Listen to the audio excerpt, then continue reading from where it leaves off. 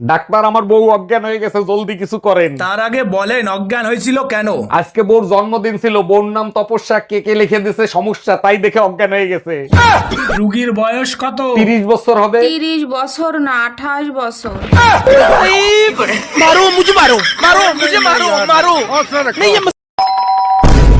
এই তাড়াতাড়ি পালো, আমার বর এসে গেছে। তাড়াতাড়ি পালো, আমার বর এসে গেছে।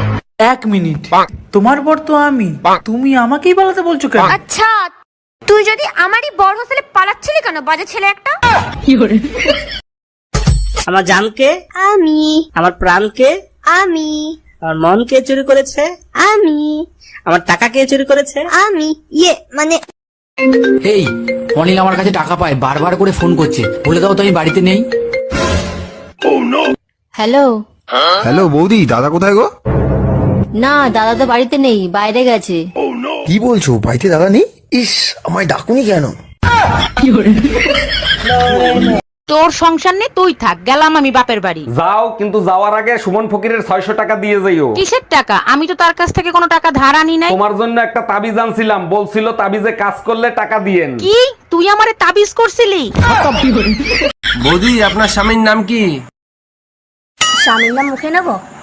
গরুর পেছন দিক দিয়ে পড়ে, লুঙ্গির তলায় নড়ে চড়ে।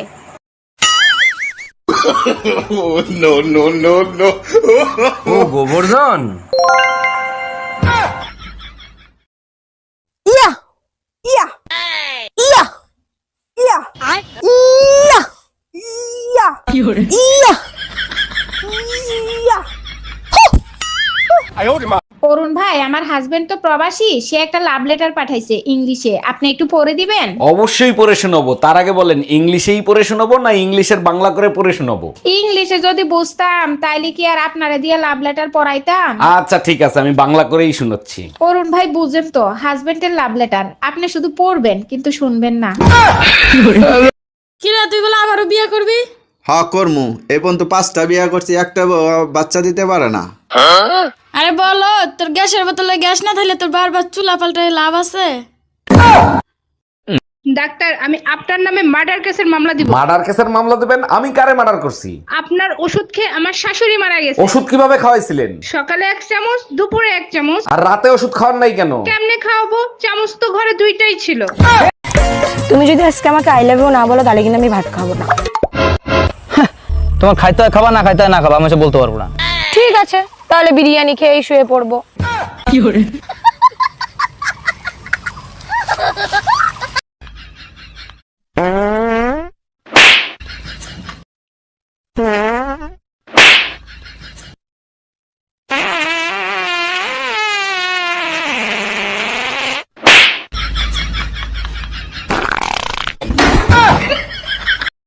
ঠাকুর পা 500 টাকা দাও। কিসের 500 টাকা? রাত গাই বাদ গাই। তুমি কি ভেবেছো কালকে রাতে আমি সব ভিডিও করে রেখেছি? ভিডিও করে রেখেছো? হ্যাঁ। ওই যে কি আসছে দেখছো? এই কোথায়? এই তুমি নিচে? বৌদি, আমার ভুল হয়ে গেছে, প্লিজ কালকের ভিডিও কাউকে দেখাও না। আগে আমি গরিব ছিলাম, আমার পকেটে 5 টাকা থাকতো না, আর এখন আমি বড় লোক, আমার পকেটে প্রতিদিন 5 লাখ টাকা নিয়ে আমি ঘুরি। কিরে বন্ধু, তোর কাছে 5 লাখ টাকা আছে? হ্যাঁ, তাহলে আমার 1000 টাকা দে, তোর তেজাম পাই। আরে আমি তো এটা শুধু ভিডিও বানাইতেছি। তাই তো বলি যে তোর মতো ফকিরের কাছে 5 লাখ টাকা কিভাবে আসি?